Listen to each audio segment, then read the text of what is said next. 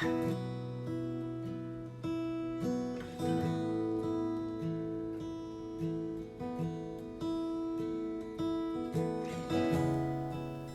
week, during one of my mornings in devotions, I was in Luke 14, and I got to the end of the chapter, verses 25 through 33, and a few things really stuck out to me that I wanted to share here. Jesus is talking to the crowds about the cost of discipleship.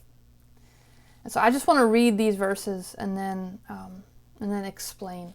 So I want to pick up right in verse 25. Now great crowds accompanied him, and he turned and said to them, "If anyone comes to me and does not hate his own father and mother and wife and children and brothers and sisters, and yes, even his own life, he cannot be my disciple." So I want to pause right there for a second, because the main chunk of what I want to look at is 27 to 33, but I don't want to ignore that verse. This is not a command from Jesus to hate our families.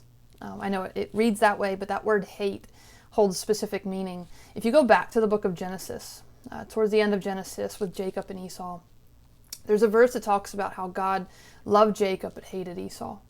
And that word hate, when you actually do a word study on that and trace it all the way back, it speaks to the fact that God did not choose Esau.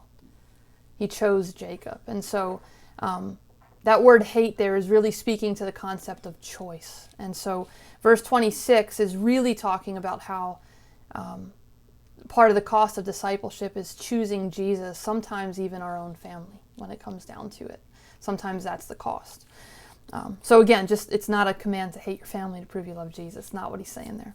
So picking up in verse 27, whoever does not bear his own cross and come after me cannot be my disciple.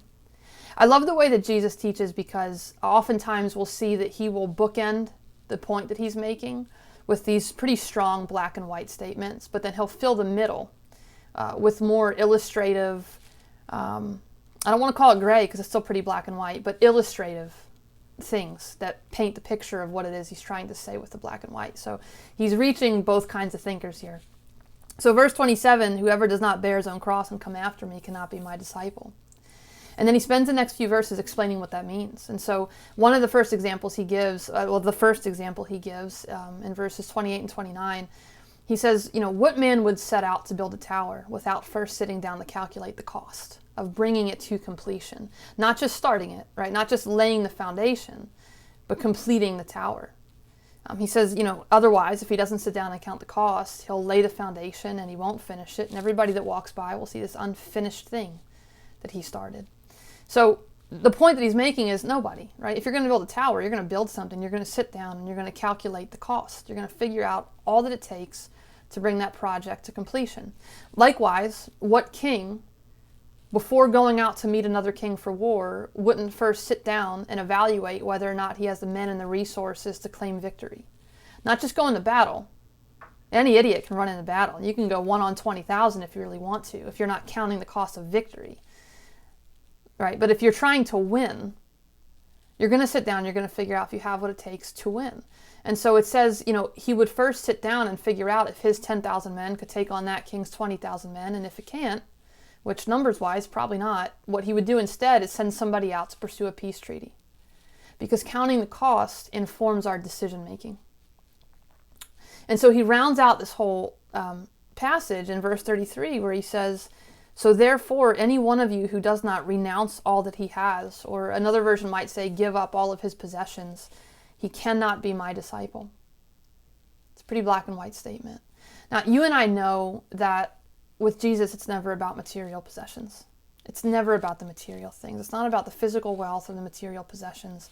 What Jesus is addressing with this statement is everything that those material possessions are tied to within us. So think back with me to the rich young ruler. It's actually in 3 of the Gospels. In Mark 10, Matthew 19, and Luke 18, I believe. But a friend of mine just preached on this out of Mark 10, so I'm going to reference that. In Mark 10, Jesus, he's talking to the rich young ruler, and this guy says, what do I have to do to follow you? And Jesus, he lists a few of the 10 Commandments, actually, and the guy says, well, I do all that, And then Jesus says, okay, I want you to distribute your wealth amongst the poor. And there's actually no verbal answer recorded from this man, at least not in Mark 10. It just says that he grew very sad because he had much wealth and much property. So in other words, He grew sad because he knew that he wasn't going to be able to be a disciple of Jesus because he had more than he was willing to give away. So if that's what it took to follow Jesus, it was too much for him. When he counted the cost of being Jesus' disciple, he couldn't do it. What's interesting is that what Jesus is addressing is what the possessions and the wealth are tied to within the man, which quite frankly are right in his title, rich young ruler. This guy, his whole identity was based on his wealth, his youth, and his position. Rich young ruler. Sometimes money is, or not even just money, but our material possessions, they're representative of things that we really wanted in life. Things that maybe we even think we're entitled to. Things we've worked hard for. Things that represent the lifestyle that we're trying to project to other people. There's a depth to it too. Sometimes that our material possessions and our wealth are tied to our security, our sense of security in life, a part of our identity. It might be tied to maybe our position, but sometimes those things are tied to deeper things within us, the material things.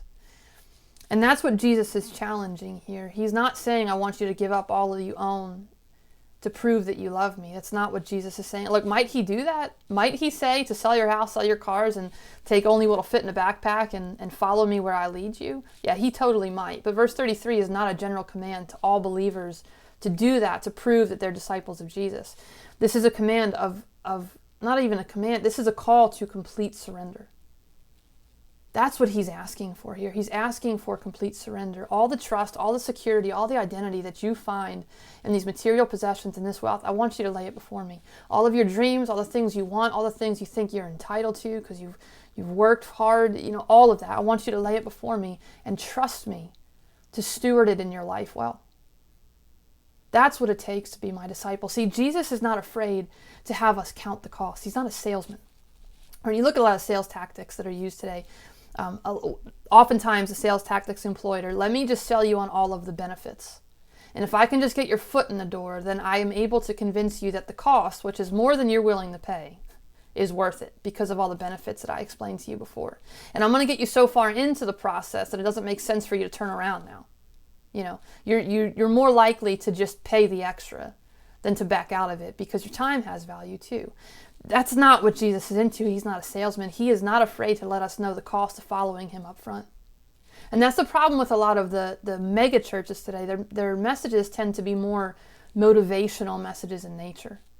And then altar calls will follow those messages. But the problem is when the message consists almost entirely of everything Jesus can do for you, everything Jesus can give you, all the mistakes in your life he can smooth over, all the problems he can fix. And don't get me wrong, Jesus does all that without question. But when that's presented outside the context of the full gospel, when that's presented without also and first presenting the fact that we are sinners in desperate need of a Savior with no hope of ever saving ourselves, when it's presented outside the context of what our natural response will be when we understand the depth of the love of Christ, the fact that our natural response should be, well, Lord, here's my life then. I lay it all down before you. When all of that's not presented and we're just presenting all the benefits, we're depriving people of the ability to count the cost, to really understand the commitment that they're making. See, if Jesus was a preacher today, he would prefer that 5 people come up for the altar call that truly understand and want to make the commitment they're making, rather than 100 that come up just to receive. Because following Christ does require something of us. Now, in light of the cross, in light of everything that Jesus did for us, of course, what it requires of us is nothing. But in the everyday practical ways, following Jesus absolutely requires something of us. And I think that Jesus uses this example of renouncing all that we have, giving up all of our possessions to make the point tangible in nature. I want you to surrender all to me. And trust me. Trust me to be your sense of identity, your sense of security. Trust me to steward these things over your life, to give you the desires of your heart as your heart aligns with mine. Trust me to do that. Instead of however you were doing it before.